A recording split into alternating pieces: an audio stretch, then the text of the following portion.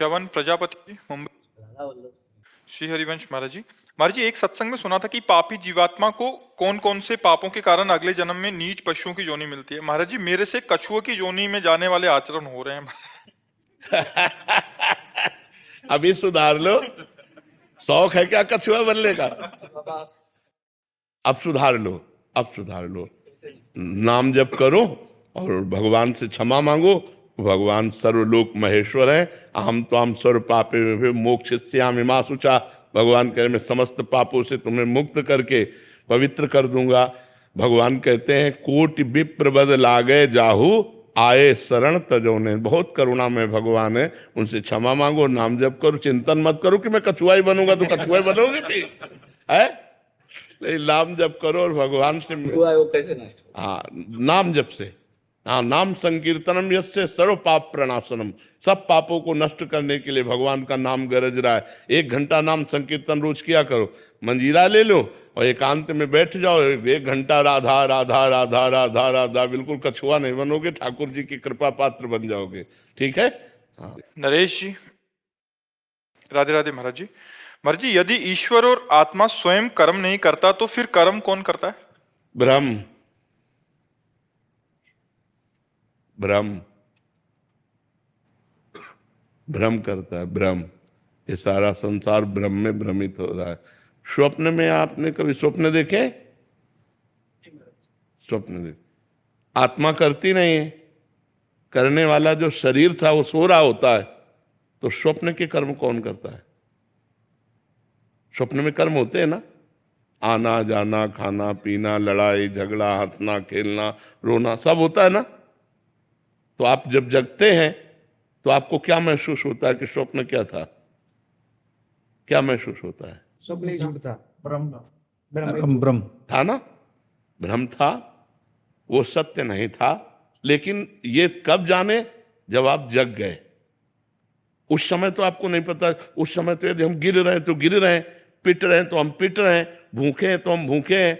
जो भी हम देख रहे हैं उस समय में सत्य भास रहा है। लेकिन ना शरीर कर रहा है।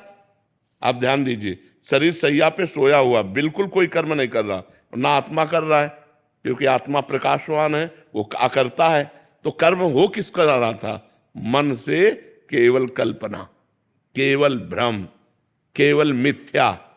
मिथ्या। तो भगवान शंकर का अनुभव, उमा कहूं मैं अनुभव अपना, सत हरि भजन जगत सब सपना। ये पूरा संसार क्या है? स्वाप्निक है। ये कब जानोगे? जब ज्ञान में जग जाओगे। अब तुम्हें उसकी व्याख्या बता रहे हैं कि कर्म किससे होते हैं। 3 गुण हैं, सतोगुण, रजोगुण, तमोगुण। इस माया की प्रेरणा से पूरे 3 गुणों का प्रभाव अंतःकरण पे पड़ता है। अंतःकरण में मन, बुद्धि, चित्त, अहंकार होता है। उसी से कर्म हो रहे हैं। आत्मा प्रकाशक है, पावर है। आत्मा महापावर है। जो माया का भी संचलन उसी से हो रहा है। और माया के संचलन से इनका कार्य हो रहा है। ना आप करता है ना ईश्वर करता है, पर आप करता बन गए। भ्रम से आप करता बन गए। लेकिन स्वप्न में हमने उसको परास्त किया। आप स्वीकार करते हैं तो चूंकि वो स्वप्न था इसलिए बच गए, और जागृत में स्वीकार करेंगे तो आपको भोगना पड़ेगा। आप जागृत में स्वीकार करते हैं, मैंने खाया, मैंने पिया, मैंने किया, मैंने देखा, मैंने सुना, मैं ये करूंगा, मैं ये कर सकता हूं। यही अज्ञान आपके जन्म मरण का हेतु है। अजन्मा होने पर भी, अजन्मा और अविनाशी होने पर भी मरते हो और बार बार जन्मते हो, इसी कर्ता भाव को स्वीकार करके। आप स्वयं कर्ता भाव को भ्रम से स्वीकार किए हैं, इसीलिए आपको भ्रम से बार बार जन्म और मरण का भोग भोगना पड़ता है, जबकि नहीं है, आप में बिल्कुल नहीं है। आप समझ पा रहे ना?